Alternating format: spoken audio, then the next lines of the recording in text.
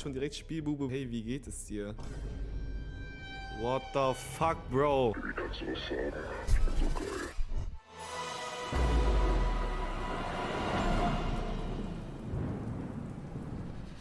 Über 250.000 Erwachsene in Deutschland gelten als pädophil. Die Neigung nach Pädophilie birgt die Gefahr von gravierenden Folgen, wenn sie ausgelebt wird. Vor allem Kinder sind leicht manipulierbar und gerade das ist im Internet Digga, ein ich check nicht, wie man Kinder mögen kann. Also, nicht mögen, aber geil finden kann, Digga.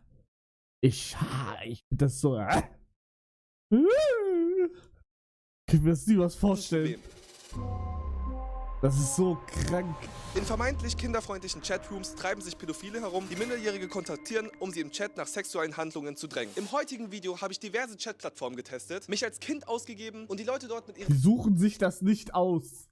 Motherfucker verteidigt. Ja, wie? Die suchen sich das nicht aus.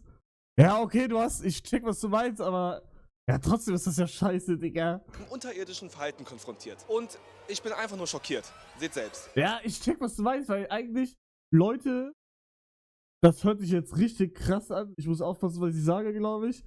Aber Leute, die, boah, wie sage ich das? Leute, die sehr, sehr böse sind, ne? Sehr böse, sehr weird Sachen machen und so. Suchen sich das ja rein theoretisch auch nicht aus.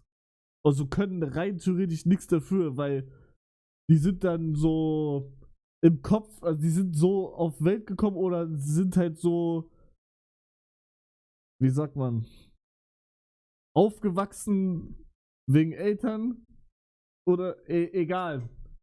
Fortnite Creative 2.0 heute 17 Uhr. Wer